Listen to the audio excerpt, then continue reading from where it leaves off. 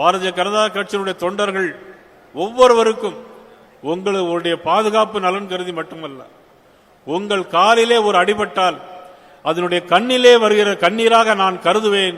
உங்களுக்கு உறுதுணையாக இருப்பேன். எந்த சூழ்நிலையிலும் நான் எத்தனையோ போராட்டங்களையும் ஆர்ப்பாட்டங்களையும் பார்த்துக்கிறேன். மீண்டும் சொல்லுகிறேன், உங்களுடைய காலிலே ஒரு அடிபட்டால் அது என்னுடைய நயினார் நாகேந்திரனுடைய கண்ணிலே வருகிற கண்ணீருக்கு சமம்.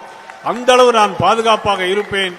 எந்த சூழ்நிலையும் உங்களோடு தோளோடு தோழர் என்று நானும் உழைப்பேன் என்பதை இந்த நேரத்தில் நான் சொல்லிக் கொள்வதோடு, நமது நாராயண திருப்பி அவர்கள் பேசினார்கள், இவர் தென்றலாக இருந்து சூறாவளியாக மாறுவார்கள்.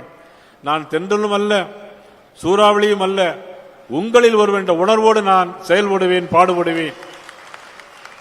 அது மட்டுமல்ல, நான் எந்த நேரத்திலையும் கூப்பிட்டாலும் அண்ணன் சக்கரவர்த்தி அவர்களாக எல்லோரும் நாங்கள் வந்து பணியாற்றி இருக்கிறோம். எந்த சூழ்நிலையிலும் உங்களுக்கு உதவுவதற்கு நாங்கள் தயாராக இருப்போம். திராவிட முன்னேற்ற கழகத்தின் ஆட்சி காலம் ஆயுள் காலமாக நெருங்கி கொண்டிருக்கிறது. வெகு விரைவில் அது வீட்டுக்கு அனுப்பப்படும் என்பதை நான் இந்த நேரத்திலே நான் பதிவு செய்ய விரும்புகிறேன்.